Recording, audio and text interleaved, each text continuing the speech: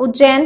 पूर्व मुख्यमंत्री कमलनाथ उज्जैन पहुंचकर महाकाल के दर्शन किए। उसके बाद कांग्रेस नेत्री नूरी खान के घर मिलने पहुंचे। कमलनाथ ने प्रेस कॉन्फ्रेंस के माध्यम से बीजेपी सरकार पर कोविड-19 को लेकर सवाल खड़े किए। गृह मंत्री डॉक्टर नरोत्तम मिश्रा के एफआईआर वाले बयान पर पलटवार करते हुए कहा, वो क्या एफआईआर करेंगे, मैं खुद कोरोना से मरने वालों की जानकारी मांग रहा हूं, जो कि बीजेपी सरकार छुपा रही है। कमलनाथ के उज्जैन आगमन पर एक वीडियो वायरल हो रहा है, जिसमें कमलनाथ ने जवाब में कहा कि 5 सेकंड का वीडियो है, जिसके आगे पीछे क्या बात हुई उसके बारे में नहीं बताया। साथ ही कहा, बीजेपी सरकार नाकाम सरकार है, अब इस सरकार का जल्द ही अंत होगा।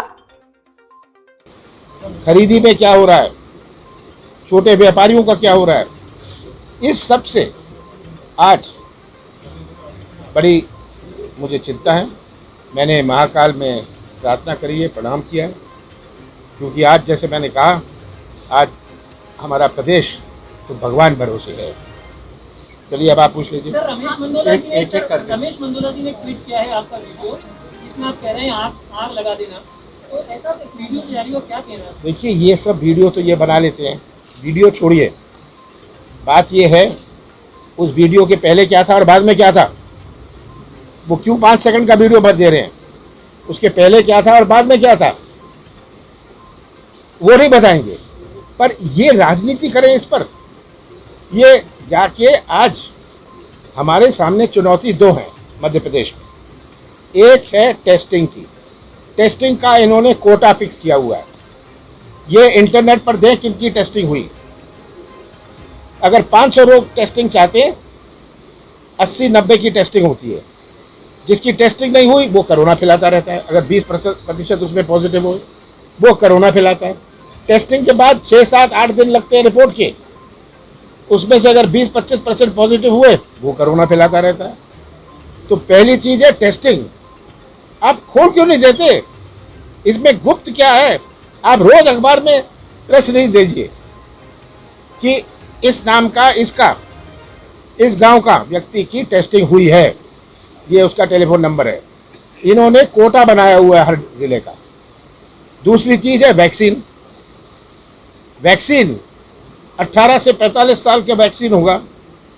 ये तो जब चुनाव चल रहे थे 18 से 45 साल के मतदाताओं को प्रभावित करने के लिए किया, जब वैक्सीन का ऑर्डर प्लेस नहीं किया था।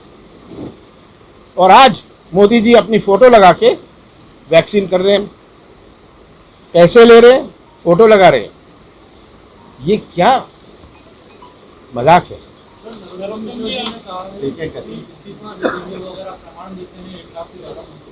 क्या मैं प्रमाण क्यों दूं, आप खंडन करो। आपके पास आंकड़े हैं, आपके पास रजिस्टर है। मैं तो मांग रहा हूं कि आप हर शमशान घाट का रजिस्टर ओपन करिए। मैं तो मांग रहा हूं, मेरी डिमांड है। आप मुझे गलत बताओ। आप अगर मैं कहता हूं कि भोपाल में, ये तो 26 जिलों के तो भोपाल के अखबारों में छपा, वो तो छपा है, तो ये क्यों नहीं खुलासा करते इसका।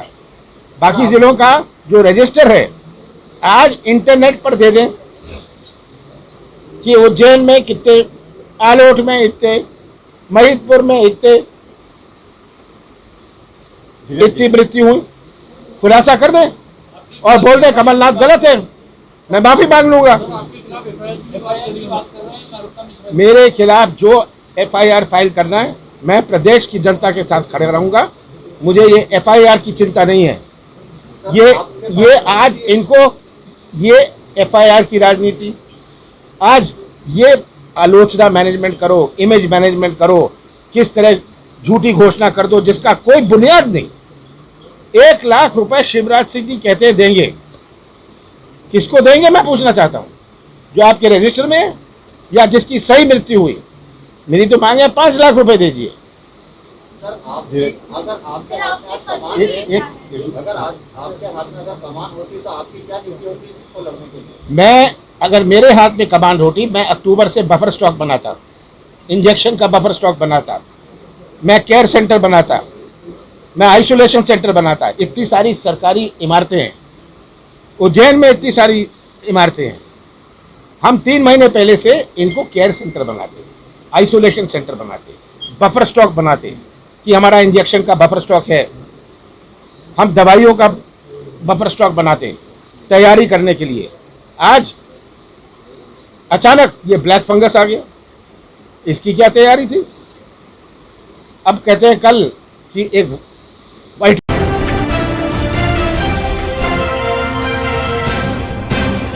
मध्य प्रदेश में कमलनाथ अपने बयानों से देश की छवि धूमिल कर रहे हैं। ये कहना है कैलाश सारंग का।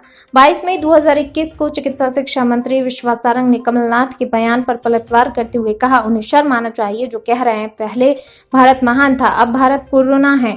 सारंग ने कहा, भारत महान था, है और भारत महान रहेगा। विश्वास कैलाश सारंग ने कहा, 10 जनपद की चापलूसी कर पद प्राप्त करने वाला व्यक्ति देश की छवि को बिगाड़ने की बात कर रहा है। उन्होंने कहा, कांग्रेस टूल किट के माध्यम से लगातार दुनिया में देश का सम्मान को चोट पहुंचाने का कार्य कर रही है। सारंग ने कहा, कमलनाथ का इस प्रकार का बयान देश के मान सम्मान को गिराने वाला है। उन्होंने कहा, पूरी दुनिया को पता है कि कोरोना चीन से फैला है, लेकिन कमलनाथ देश को बदनाम कर रहे हैं और भारत का कोरोना बता रहे हैं। कमलनाथ के इस गैर जिम्मेदाराना बयान से पूरी दुनिया में छवि धूमिल हो रही है। विश्वास सारंग ने कहा कि देश में गद्दार पहले भी थे, आज भी हैं, लेकिन आगे नहीं रहेंगे, क्योंकि देश की जनता ऐसे गद्दारों को सबक सिखाने वाली है जो विदेशियों के इशारे पर देश की गरिमा के खिलाफ अनर्गल बयानबाजी करते हैं। मंत्री सारंग ने कहा, कमलनाथ की किन किन टैक्सी ड्राइवरों से दोस्ती ये तो वे ही बता सकते हैं, लेकिन आजकल उनके जितने भी बयान आ रहे हैं सब के सब देश की गरिमा पर चोट करने वाले आ रहे हैं। सारंग ने कहा, भाजपा को जितनी गाली देना चाहें दें कमलनाथ, भाजपा के नेताओं को जितनी गाली देना चाहें दें, लेकिन प्रधानमंत्री की कुर्सी और देश की गरिमा के खिलाफ बयानबाजी न करें। आनी चाहिए। वो कह रहे हैं कि अब मेरा भारत महान नहीं, मेरा भारत कोरोना हो गया। अरे कमलनाथ जी, भारत पहले भी महान था, आज भी महान है और बाद में भी महान रहेगा। ये 10 जनपद पर चमचागिरी करके, इटली की रानी महारानी की चमचागिरी करके पद प्राप्त करने वाला व्यक्ति आज हिंदुस्तान के मान और सम्मान को बिगाड़ने की बात करता है। जिस मामले को लेकर पूरे दुनिया ये कह रही है कि वो चाइना से आया है, तुम कह रहे हो हिंदुस्तान से आया है। शर्म आनी चाहिए कमलनाथ जी को। और इस तरह का बयान निश्चित रूप से हिंदुस्तान का मान और सम्मान गिराने वाला है और अंतर्राष्ट्रीय स्तर पर हिंदुस्तान को बदनाम करने वाला है। अब मुझे नहीं मालूम कि कमलनाथ जी की किन किन टैक्सी ड्राइवरों से दोस्ती है, ये तो वही बताएंगे, पर उनका हर बयान आज हिंदुस्तान का नाम बदनाम करने वाला है और हिंदुस्तान का मान और सम्मान नीचे करने वाला। अरे कमलनाथ जी, तुम्हें भाजपा को गाली देना हो दे लो, तुम्हें हमें गाली देना है दे लो, तुम्हें प्रधानमंत्री की कुर्सी का अपमान करने का अधिकार नहीं है। तुम अंतर्राष्ट्रीय स्तर पर हिंदुस्तान का बदनाम करने का अधिकार तुम्हें इस देश की जनता ने नहीं दिया। तुमने 40 साल तक मध्य प्रदेश की राजनीतिक भूमि को चारागाह बनाकर चरा और करोड़ों रुपए कमाए, और आज हिंदुस्तान का मान और सम्मान पूरी दुनिया में बदनाम कर रहे हो। शर्म आनी चाहिए। आपको लगता है इनको?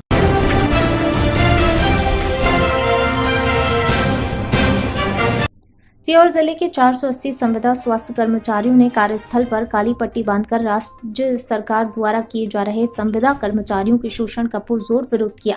संविदा स्वास्थ्य कर्मियों की मांगों का न्यू बहुउद्देशीय स्वास्थ्य कर्मचारी संघ मध्य प्रदेश भोपाल ने समर्थन करते हुए सरकार को मांगों के जल्द निराकरण की मांग की है।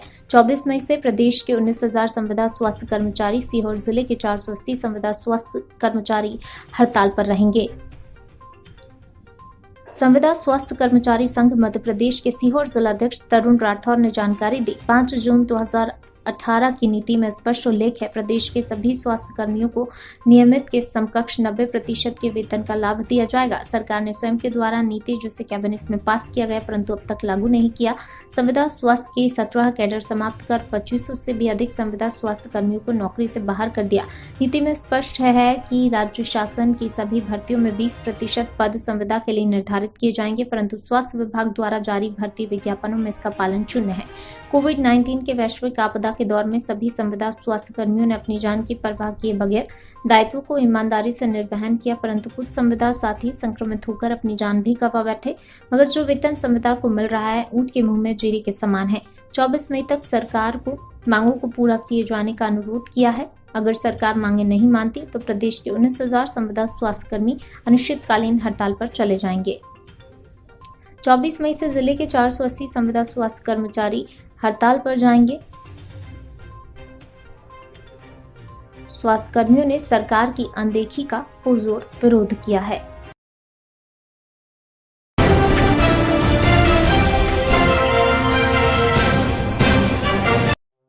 इंदौर के समीप महू आर्मी कैंट एरिया में 2 महिलाओं और 1 पुरुष को जासूसी के संदेह में पकड़ा गया। 27 और 31 वर्ष की दोनों बहनें हैं। दोनों को महू पुलिस ने पूछताछ के लिए हिरासत में लिया। पुलिस अधिकारियों की माने तो अभी प्रारंभिक पूछताछ की जा रही है।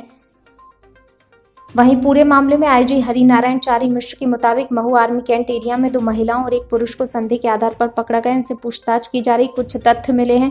पूछताछ और तथ्यों की पुष्टि के आधार पर आगे की कार्रवाई की जाएगी। इनसे कुछ गैजेट्स भी जब्त किए हैं जिनकी जांच की जा रही है। सूत्रों की माने तो दोनों महिलाएं पाकिस्तानी नागरिकों के संपर्क में थी। बताया जाता है इनमें एक पूर्व सैन्यकर्मी है। एटीएस, एनआईए, आईबी और इंदौर क्राइम ब्रांच द्वारा पूछताछ की जा रही है। फिलहाल पुलिस मामले में खुलकर कुछ भी नहीं कह रही है। प्रारंभिक तौर पे कुछ संदिग्ध जानकारी मिली है जिसकी पुलिस पुष्टि कर रही है। पुष्टि होते ही फिर आपके साथ उसमें कुछ उनके संपर्कों के बारे में कुछ इस तरह की संदिग्ध जानकारियाँ आई, जिससे पुलिस अभी पड़ताल कर रही है और पुष्टि होने के साथ ही आवश्यक जानकारी।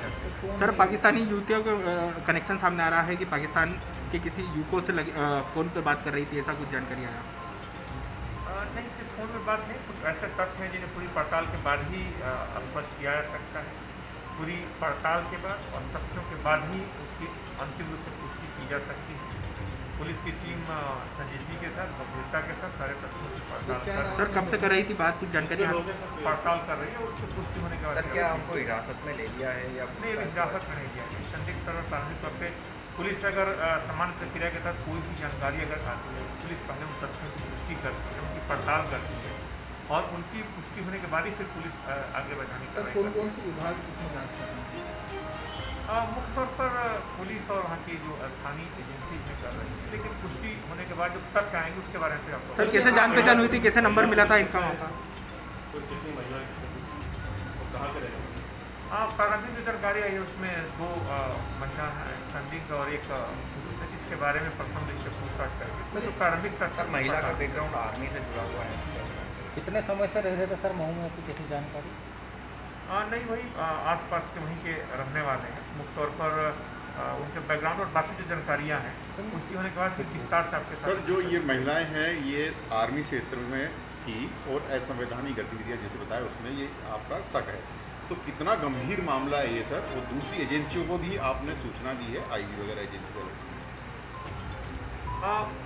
कई बार पुलिस के पास प्रारंभिक जानकारियाँ आती हैं, प्रारंभिक तथ्य आते हैं, लेकिन जब तक उन तथ्यों के साक्ष्यों के साथ पुष्टि न हो, पुलिस उसकी अंतिम तौर पे पुष्टि उसके बाद ही कर पाती है जब अंतिम रूप से साक्ष्य हो, प्रमाण हो, पूरी तरीके से तथ्य उपस्थित हो।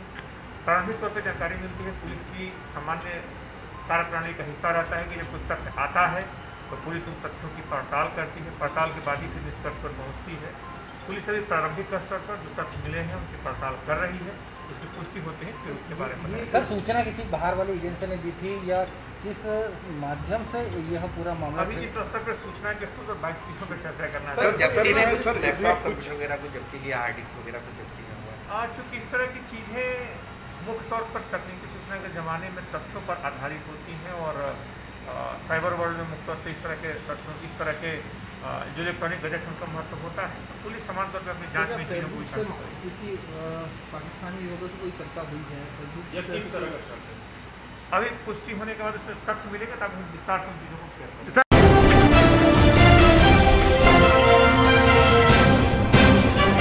प्रभु महावीर के 2577वें जिन शासन स्थापना दिवस पर समग्र जैन श्वेतांबर समाज के समस्त गुरु भगवंतों के आशीर्वाद से हजारों जैन परिवारों के द्वारा नवकार परिवार इंदौर के आह्वान पर 68,000 समूह सामायिक के विराट अनुष्ठान का आत्मीय आयोजन दिनांक 23 मई रविवार सुबह 9 बजे वैशाख सुदी 11 के दिन किया जा रहा है। इस विराट आयोजन में 68 व्हाट्सएप ग्रुप के माध्यम से देश विदेश के हजारों जैन परिवारों को जोड़ा गया है, जो सामूहिक रूप से घर में रहकर सामायिक आराधना करेंगे।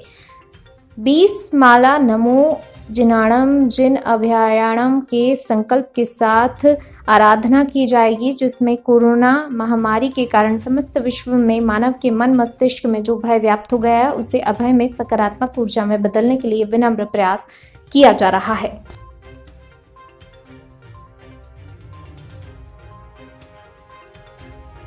सर, कल का आयोजन के बारे में कल का जो आयोजन होने वाला है उसमें भगवान महावीर के जिन शासन स्थापना के 2577वें 2577वें वर्ष के उपलक्ष्य में हम लोग श्री नवकार परिवार की ओर से, इंदौर की ओर से एक बहुत बड़ा विराट आयोजन कर रहे हैं, जिसके अंतर्गत 68,000 समूह सामयिक का आयोजन होगा। इस आयोजन में परम पूज्य बंधु बेलडी जिनचंद्र सागर सूरी, हेमचंद्र सागर सूरी महाराज जी की बहुत निशरा प्राप्त होगी, हमें आशीर्वाद प्राप्त होंगे, और उनके अलावा इन समस्त संप्रदाय के जितने भी साधु साध्वी भगवान थे उनके सबके हमें आशीर्वाद प्राप्त होंगे। और इसके अंदर हिंदुस्तान ही नहीं वरन विदेशों का भी जितने जैन परिवार है हजारों की संख्या में जुड़ चुके हैं। और इसके लिए हमने एक बहुत सुंदर आयोजन करा कि 68 ग्रुप के माध्यम से, व्हाट्सएप ग्रुप के माध्यम से हमने हजारों परिवारों को जोड़ लिया है, और ये संख्या दिनों दिन अभी बढ़ती चली जा रही है। इसका एक उद्देश्य हमारा कि इस सामयिक के आयोजन में हमारी ये भावना है कि वर्तमान में जो कोरोना के कारण लोगों के हृदय में, मन मस्तिष्क में एक भय व्याप्त है, कोरोना से ज़्यादा तो भय है, तो उस भय को हटाने के लिए उनके अंदर एक अभय, उनके अंदर एक सकारात्मकता की ऊर्जा पैदा हो, उसके लिए हमने इस सामयिक के आयोजन के साथ साथ नमो जिनाणम जी भयाणम की 20 माला का जाप भी रखा है। उस जाप में भावना भाई जाएगी कि ये अभय का, सभी के हृदय में अभय का और सकारात्मकता का वास हो। इस आयोजन में हमारे नौकार परिवार के अनेक कल्याण मित्र दिन रात मेहनत करके अनेक जैन परिवारों को जोड़ने का प्रयास कर रहे हैं। और सबसे बड़ी बात, इसके अंदर न कोई गच्छ, न कोई पंथ, न कोई संप्रदाय, एक महावीर, एक सामायिक, एक समय, एक दिन और एक ही स्थान, सबका अपना अपना घर, और उसके माध्यम से सामयिक मतलब क्या है? एक साधना है, एक संस्कार है, एक संयम है, एक शांति है, एक ऐसी आराधना है जिसके अंदर व्यक्ति सब जीवों के कल्याण के और अपनी आत्मा के कल्याण के लिए विचार करता है। पर इसी तरह यह आयोजन सफलता के सोपान की ओर आगे बढ़ रहा है। कल सुबह ठीक 9 बजे 23 मई रविवार को ये विराट आयोजन हिंदुस्तान में और विदेशों में भी अनेक जैन परिवारों के घर घर में आयोजित किया जाएगा। कितनी देर का प्रोग्राम रहेगा सर? ये 48 मिनट का रहेगा। 48 मिनट की सामयिक होती है, 2 घड़ी बोलते हैं हम जिसे। 48 मिनट तक लोग, भगवान महावीर ने जीवन पर्यंत संयम लिया था, हमारे साधु भगवान भी जीवन पर्यंत के लिए संयम स्वीकार करते हैं, लेकिन श्रावक श्राविका 48 मिनट के लिए, मतलब 2 घड़ी के लिए संयम का एक स्वीकार करके ये करते हैं। तो मैं श्री नवकार परिवार इंदौर और उनकी समस्त शाखाओं की ओर से जुड़ने वाले सभी आराधकों का खूब खूब स्वागत और अभिनंदन करता हूँ कि आइए हम सब मिलकर के एक नया इतिहास रचते हैं। आपका परिचय सर? मैं श्री नवकार परिवार की ओर से प्रवीण भाई, और ये सब हमारे नवकार परिवार के कल्याण मित्र।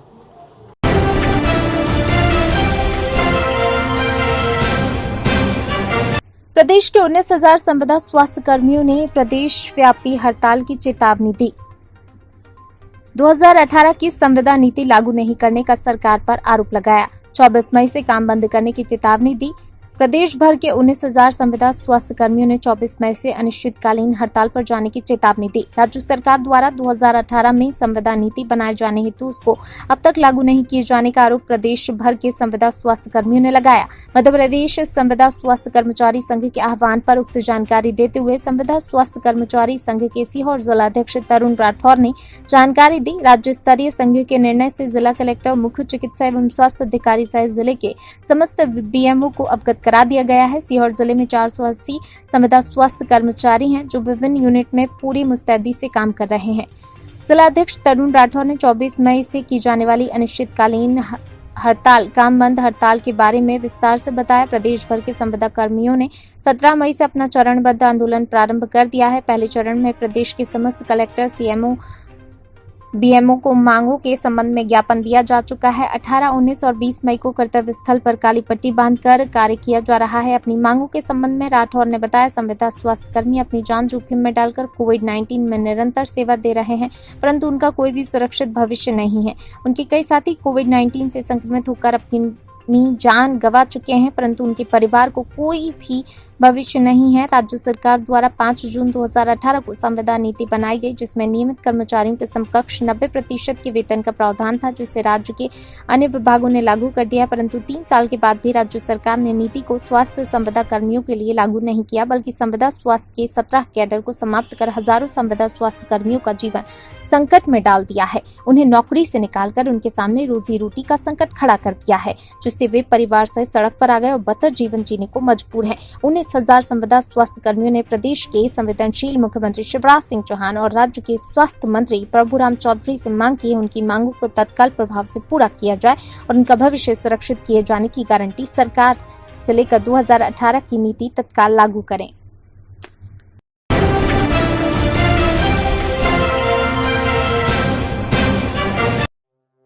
कोरोना संकट के बीच अप्रत्याशित घटनाएं सामने आ रही हैं। कोरोना की वजह से जहां लोगों का घर से निकलना मुश्किल है, तो वहीं कुछ कंपनियां सीमित संख्या में मजदूरों से काम तो करवा रही हैं, लेकिन उनकी सुरक्षा का ध्यान नहीं है। इस बीच अब इंदौर से हादसे की खबर सामने आई है, जहां फैक्ट्री में गैस लीकेज होने से कंपनी में काम करने वाले 4 मजदूरों की आंखों की रोशनी चली गई। सावे रोड स्थित फैक्ट्री में गैस लीकेज होने से 4 मजदूरों की आंख की रोशनी चली गई। घटना बाणगंगा थाना क्षेत्र में सावे रोड स्थित प्लास्टिक कंपनी सत्यमित्र की है। पीड़ित के परिजनों ने घटना की जानकारी अखिल भारतीय बलाई महासंघ के राष्ट्रीय अध्यक्ष मनोज परमार को दी, जिसके बाद समाज के नेता ने अस्पताल में भर्ती कराया। गैस से प्रभावित सभी मजदूरों को शहर के अरविंदो अस्पताल में इलाज के लिए भर्ती कराया गया। घटना की जांच के लिए मनोज परमार ने बाणगंगा थाने में शिकायत की जांच की मांग की है। कंपनियों द्वारा खुलेआम मजदूरों का फायदा उठा रही है, लेकिन कंपनी द्वारा कार्य कर रहे श्रमिकों का बीमा तक नहीं कराया जा रहा है। बहरहाल अब सवाल ये उठता है कि आम लोगों की सुविधा के लिए सरकार जहां तरह तरह की योजनाएं चला रही है, तो वहीं कंपनियां मजदूरों से काम करवा रही हैं। ऐसे में ये कंपनी इसके लिए कितनी जिम्मेदार है, अब देखना होगा कि इस मामले में प्रशासनिक अधिकारी क्या कार्रवाई करते हैं। प्रारंभिक तौर पे कुछ संदिग्ध जानकारी मिली है, जिसकी पुलिस पुष्टि कर रही है। पुष्टि होते ही फिर आपके साथ किस तरह की संदिग्धियां बताइए? उसमें कुछ उनके संपर्कों के बारे में कुछ इस तरह की संदिग्ध जानकारियाँ आई, जिससे पुलिस अभी पड़ताल कर रही है और पुष्टि होने के साथ ही फिर आवश्यक जानकारी आपको। सर, पाकिस्तानी युवतियों का कनेक्शन सामने आ रहा है कि पाकिस्तान के किसी यूको से फ़ोन पे बात कर रही थी, ऐसा कुछ जानकारी आया?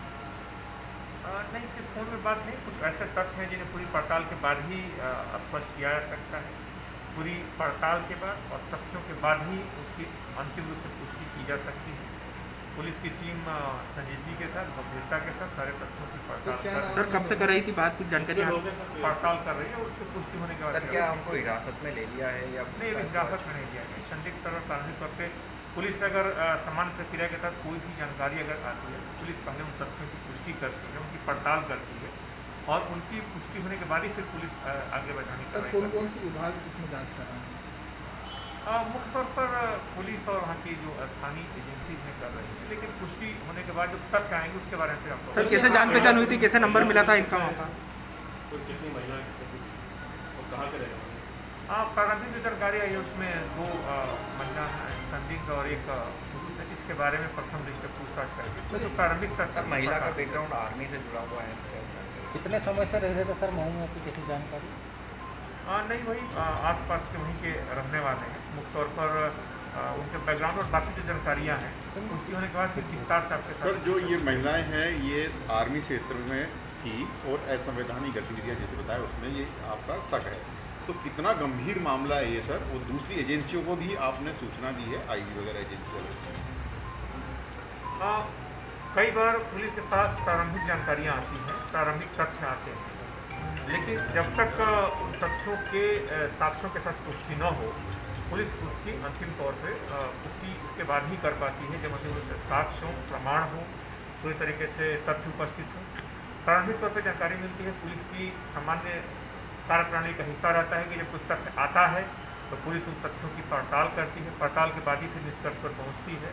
पुलिस अभी प्रारंभिक स्तर पर जो तथ्य मिले हैं उनकी पड़ताल कर रही है, उसकी पुष्टि होती है फिर उसके बारे में। सर, सूचना किसी बाहर वाली एजेंसी ने दी थी या किस माध्यम से यह पूरा मामला? अभी इस स्तर पर सूचना के स्रोत और बाकी चीज़ों पर चर्चा करना सर, है। जब्ती में कुछ लैपटॉप कंप्यूटर वगैरह को जब्ती किया, हार्ड डिस्क वगैरह को जब्ती में हुआ है। चूँकि इस तरह की चीज़ें मुख्य तौर पर तकनीकी सूचना के ज़माने में तथ्यों पर आधारित होती हैं और साइबर वर्ल्ड में मुख्य तौर पर इस तरह के तथ्यों, इस तरह के जो इलेक्ट्रॉनिक गैजेट उनका महत्व होता है, तो पुलिस समान तौर पर अपनी जाँच में चीज़ों को किसी पाकिस्तानी युवकों से कोई चर्चा हुई है? किस तरह का शर्त है? अभी पुष्टि होने के बाद उसमें तथ्य मिलेगा तब हम विस्तार से उन चीज़ों को शेयर करेंगे। सर, ऑफिस में आए थे, कोई सी कंपनी में 5 बलई समाज के मजदूरों के साथ कुछ हादसा हुआ, क्या कहना चाहिए? कल जो है सांवे रोड स्थित सत्यमित्र प्राइवेट लिमिटेड कंपनी में काम करने वाले हमारी समाज के 4 मजदूर दीपक, विकास और योगेश के साथ में एक घटना घटी है, जो वहाँ पर काम करते वक्त केमिकल गैस का रिसाव हुआ, जिससे उनकी आंखों की रोशनी चली गई। इस बात को लेकर परिजनों ने भी उनसे मदद मांगी थी, किंतु उनने जो है मदद करने की बजाय उनका तिरस्कार किया और कोई भी जिम्मेदार व्यक्ति, अधिकारी उनके इलाज के लिए नहीं आया। अंततोगत्वा उन्हें रात को हम जो है अरविंदो हॉस्पिटल लेकर गए थे और उनका वहाँ पर इलाज के लिए जो हमने भर्ती करवाया है, चारों मजदूरों को आँखों से दिख नहीं रहा है, पलकें चिपक चुकी हैं और उन डॉक्टर का कहना है रेटिना बदलना पड़ेगा। ऐसी स्थिति में यदि कोई जीवित व्यक्ति की अगर आंखें चली जाती है, रोशनी चली जाती है, तो जीते जी वो मृत्यु के समान हो जाता है, जिंदा लाश बन जाता है। आज उस परिवार में उनके बच्चों का क्या होगा, उनके परिजनों का क्या होगा। घर में कमाने वाले एकमात्र व्यक्ति वो मजदूर थे। गरीब परिवार है, मजदूर परिवार है। ऐसी स्थिति में उनकी मदद आर्थिक रूप से भी होना चाहिए और गैर जिम्मेदार जो लोग हैं, जब पंकज खंडेलवाल और राजू खंडेलवाल उसके मालिक हैं सत्यमित्र कंपनी के, तो उनको जिम्मेदारी लेना चाहिए थी, बाकी उन्होंने नहीं ली। इनकी सुरक्षा का साधन होना चाहिए था, रक्षा सुरक्षा होना चाहिए थी, बीमा होना चाहिए थी, बीमा पॉलिसी होना चाहिए थी। इसके अलावा उनके पीएफ भी होना चाहिए थे, जो कि नहीं है। इस कारण हम जो है पंकज खंडेलवाल और राजू खंडेलवाल के खिलाफ आवेदन दिया है कि इनके खिलाफ जो है प्रकरण दर्ज किया जाए, आपराधिक प्रकरण दर्ज करके इनकी गिरफ्तारी की जाए, क्योंकि इनकी लापरवाही के कारण ही आज हमारे 4 मजदूर आंखों से बेओझल हो चुके हैं। मजदूरों को हॉस्पिटल में किसने भर्ती कराया? मैंने कराया है। अरविंदो हॉस्पिटल में चारों मजदूरों को भर्ती कराया है। योगेश मालवी, संजय मालवी, दीपक मेवाड़ा और विकास कोसेर करके चारों। क्या आश्वासन दिया? डीआईजी साहब ने वो कार्रवाई करने का भी कहा है और आर्थिक रूप से मदद करने के लिए कलेक्टर साहब से चर्चा करके वे मदद करवाएंगे, ऐसा भी आश्वासन माननीय डीआईजी साहब ने दिया है। बाकी हमारी मांग है कि जो आरोपी है, जो कंपनी के मालिक हैं पंकज खंडेलवाल और राजू खंडेलवाल, इनके खिलाफ आपराधिक प्रकरण दर्ज होना चाहिए, इनकी गिरफ्तारी होना चाहिए ताकि किसी दूसरे मजदूर की आंखें नहीं जाएं। आपका नाम और पद? मैं मनोज परमार, राष्ट्रीय अध्यक्ष अखिल भारतीय भलाई महासंघ।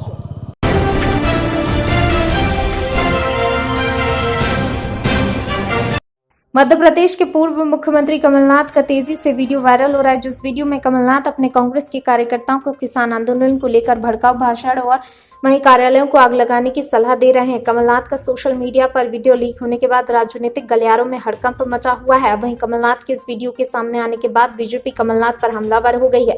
बता दें, पूर्व मुख्यमंत्री कमलनाथ वीडियो कॉन्फ्रेंसिंग के जरिए किसान आंदोलन के नाम पर भड़काऊ भाषण देते नजर आ रहे थे। 30 सेकंड के वीडियो में कमलनाथ अपने कार्यकर्ताओं से कह रहे हैं, तुमको आग लगानी है, ये आग लगाने का मौका है कि किसानों के साथ अन्याय हो रहा है, और दूसरा काम यह है कि तुम आग लगाओ कि सरकार ऐसा ही काम कर रही है।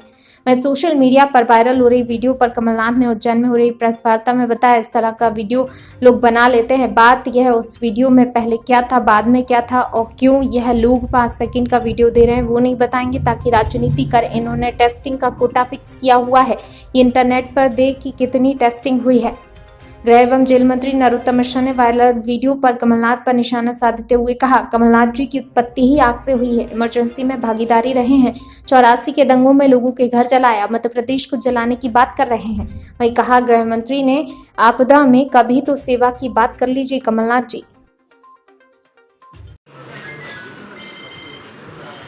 कमलनाथ जी अपने विधायकों से कह रहे थे कि ये आग लगाने का मौका है, आप लोग घर से निकल के आग लगाइए। ये पीड़ादायी प्रसंग है। मैं 2-3 दिन से रोज कमलनाथ जी से प्रार्थना कर रहा हूँ, एक आध क्लिपिंग ऐसी तो जारी करो जिसमें सेवा करते दिखो आप। एक उन्होंने कहा आग लगाते दिख रहे हो जहां भी दिख रहे हो। हालांकि ये सच है कि आपकी उत्पत्ति आग से ही हुई है। इमरजेंसी की आग आपने देखी है, आपके गुरु संजय गांधी आपको लेके आए, फिर 84 के दंगों में सिखों के घर जलाते हुए भी ये प्रकरण आपका सुप्रीम कोर्ट में आज भी लंबित है। देश ने उनको भी घर जलते हुए देखे। अब आप मध्य प्रदेश को जलाना चाहते हो, क्या संदेश देना चाहते हो? लगातार बार बार रिपीट करना कि आग लगा दो, आग लगा दो। इस आपदा में, जिस आपदा में कमलनाथ जी आपको दीन दुखी के बीच में हो रहा था, शोषित पीड़ित व्यक्ति के बीच में हो रहा था, वहां आप लाशें गिर रहे हो, मुर्दों की बातचीत सुन रहे हो कब्रिस्तान में। क्या हो गया है आपको इस उम्र में? उम्र के चौथे पड़ाव पर यह उम्मीद नहीं थी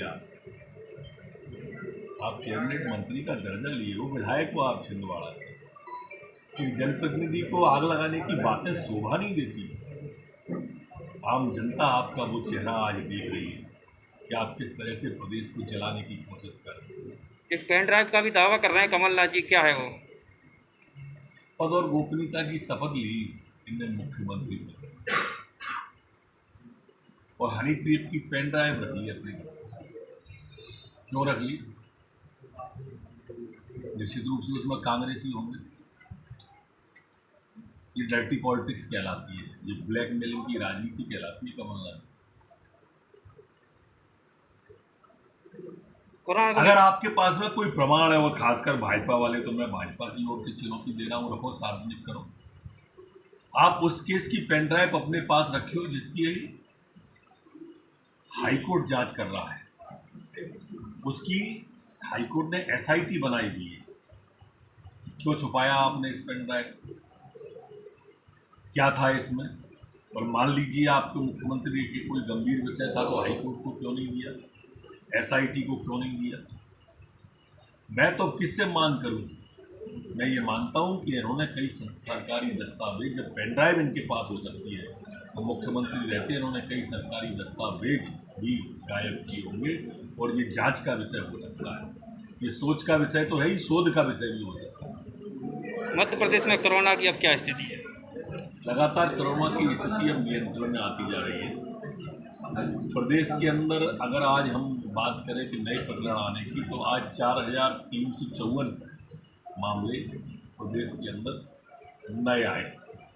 जबकि इसके विपरीत अगर अपन जाएंगे कि ठीक हो गए, घर कितने गए, तो 9,405 लोग ठीक होकर के अपने अपने घर पर गए। दोनों की हम तुलना करेंगे तो लगभग आधे से अधिक लोग ठीक होते जा रहे। मध्य प्रदेश में आज हमारे पास में पर्याप्त मात्रा में ऑक्सीजन बेड, पर्याप्त मात्रा में ICU के बेड, पर्याप्त मात्रा में बेड उपलब्ध है, CCU के उपलब्ध है, अस्पतालों में पर्याप्त वैकेंसी है। आज हम ऑक्सीजन में एक्सेस हैं, आज हम रेमडेसिविर में एक्सेस हैं। सारी व्यवस्थाएं राज्य सरकार ने पूरी ताकत से, पूरी क्षमता से की है। इंदौर में स्थिति नियंत्रण में आती जा रही है, भोपाल में आती जा रही है। हमारी पॉजिटिविटी की रेट अगर पूरे प्रदेश की देखें तो 5.8 आज पूरे प्रदेश की। वहीं अगर हम ग्वालियर की, दतिया की देखें तो 3.54 हमारे ग्वालियर की है, और दतिया की 3.44 हमारे दतिया की है। हल्की सी शिवपुरी की ज़्यादा है।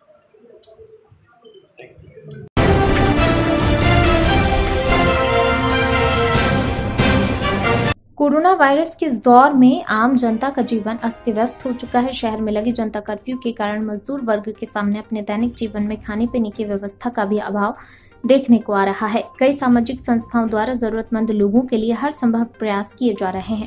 इसी कड़ी में केंद्रीय साई सेवा समिति द्वारा लगभग विगत 50 दिनों से भोजन पैकेट, पानी, राशन जैसी अनेक सुविधाएं जरूरतमंद तक पहुंचाई जा रही हैं।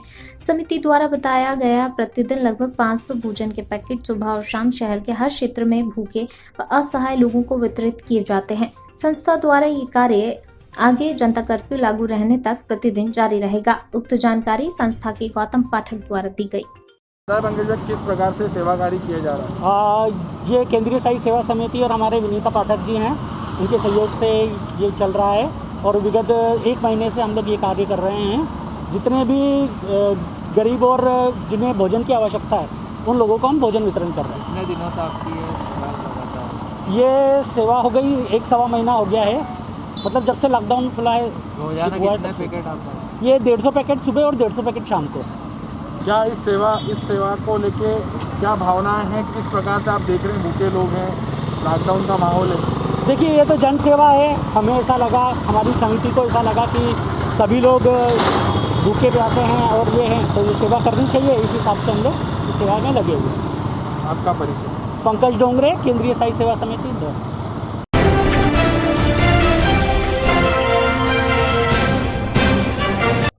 कोरोना काल में लॉकडाउन के कारण गरीबों के सामने रोजी रोटी का संकट खड़ा हो गया है। सामर्थ्यवान लोगों और संस्थाओं को आगे आकर मानवता की सेवा करनी चाहिए। ऐसे में जिला कांग्रेस कमेटी सीहोर परिवार द्वारा राशन की व्यवस्था कर उन जरूरतमंद परिवारों तक पहुंचाने का सेवा कार्य कर रही है। कार्यक्रम की शुभारंभ के अवसर पर जिला कांग्रेस अध्यक्ष बलवीर तोमर ने सक्षम लोगों से अपील की, जो भी हम अपने आसपास जरूरतमंद लोगों के लिए सामर्थ्य अनुसार मदद कर सकें, करना चाहिए। इसी कड़ी में सीहोर जिला कांग्रेस परिवार द्वारा क्षेत्र के जरूरतमंद परिवारों के लिए लिए 15 दिन के राशन की व्यवस्था के उन तक पहुंचाने के लिए कांग्रेस कार्यकर्ता कार्य कर रहे हैं। इसके पूर्व जिले भर के कोविड सेंटर सहित कई लोगों को जिला कांग्रेस कमेटी द्वारा सैकड़ों भाप मशीनें प्रदान की गई। कांग्रेस जनों द्वारा और भी कई सेवा कार्य किए जा रहे हैं।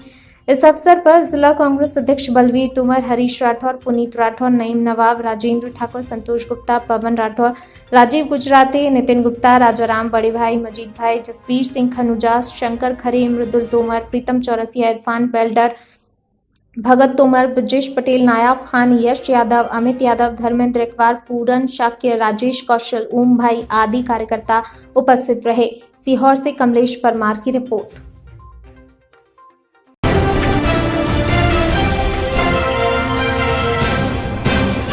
कोरोना वायरस महामारी का असर बढ़ता जा रहा है। इस बीच हर कोई अपने अनुसार इस बीमारी को हराने के लिए जंग का हिस्सा बन रहा है। इंदौर में धार्मिक अनुष्ठान की सहायता से कोरोना जैसी बीमारी को दूर भगाने के लिए ईश्वर की आराधना की जा रही है। विश्व शांति की रक्षा के लिए इंदौर में सहस्त्र धारा महायज्ञ किया जा रहा है। समय समय पर विपदाओं से मुक्ति के लिए पूजा पाठ, जप तप का सहारा लिया जा रहा है। इसी को ध्यान में रखकर कोविड प्रोटोकॉल का पालन करते हुए कोरोना महामारी से मुक्ति के लिए 11 मई से 25 मई तक पूजा पाठ यज्ञ किया जा रहा है। यह यज्ञ धार्मिक वातावरण को पुनर्स्थापित करने के लिए, विश्व शांति और महामारी से लोगों की रक्षा के लिए किया जा रहा है।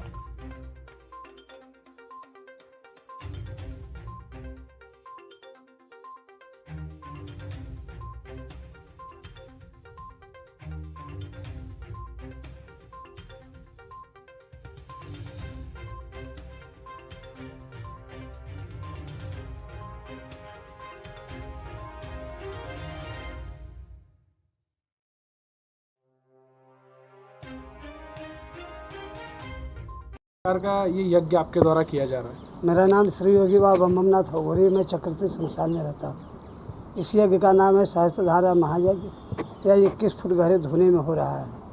ठीक है, यह तीनों लोक में प्रज्वलित हो रहा है। यह यज्ञ सनातन धर्म की रक्षा के लिए हो रहा है। विश्व शांति, आत्म शांति, जन कल्याण, मृत्यु आत्माओं को, ये जो भी कोरोना में मृत्यु प्राप्त हुई इनकी मोक्ष के लिए और कोरोना महामारी को खत्म करने के लिए सहस्त्रधारा महायज्ञ का आयोजन किया गया है। और भगवान की दया से कोरोना समाप्त भी हो रहा है धीरे धीरे। ठीक है, अभी आप अपने शमशान में देखना, पहले कितनी लाशें आती थी, अब कितनी लाशें आ रही हैं। पूरा विश्व कहीं ना कहीं इस महामारी से जूझ रहा है। भारत के अंदर भी अब हर दिन नए केस आ रहे हैं। कहीं ना कहीं कहा जा रहा है तीसरी लहर आने का। ये तो मृत्यु लोग है, एक ने आज पैदा हुआ तो कल मरेगा ही। ठीक है, ये तो सरकार अपना हवा बना लिया है। सर्दी खांसी जुकाम किसको नहीं होता है?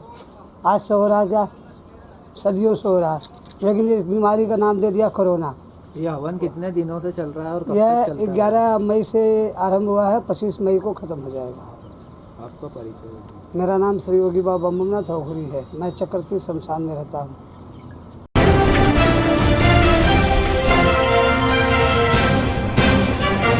समाजवादी पार्टी जिला सीहोर द्वारा थाना मंडी प्रभारी मनोज मिश्रा का अभिनंदन थाना पहुंचकर किया गया। साथ ही समस्त थाना मंडी स्टाफ का भी पुष्पहारों से भेंट कर अभिनंदन किया गया। समाजवादी पार्टी जिला अध्यक्ष इंदिरा भील ने कहा कि कोरोना काल के समय थाना मंडी प्रभारी मनोज मिश्रा और सभी स्टाफ द्वारा प्रशंसनीय कार्य किया है। आम नागरिकों को परेशान न करते हुए कानूनी व्यवस्था चाक चौबंद की गई। साथ ही हाल ही में शराब तस्करी को पकड़कर शराब तस्करों में हड़कंप मच गया है। मनोज मिश्रा की जितनी तारीफ की जाए कम है। इंदिरा भील ने हार, फूल, माला और गुलदस्ता थाना प्रभारी मनोज मिश्रा को भेंट किया और सभी थाना स्टाफ को पुष्पमाला पहनाकर अभिवंदन कर आशा व्यक्त की है कि भविष्य में भी इसी प्रकार से मनोज मिश्रा जनहित में सराहनीय सेवा देते रहेंगे। थाना प्रभारी और सभी स्टाफ का अभिनंदन करने वालों में सपा जिला अध्यक्ष इंदिरा भील, बाबू भाई, लखन लाल, कमलेश, सुल्तान, पप्पू मालवीय आदि उपस्थित रहे। सभी के द्वारा लॉकडाउन का पूर्ण रूप से पालन किया गया।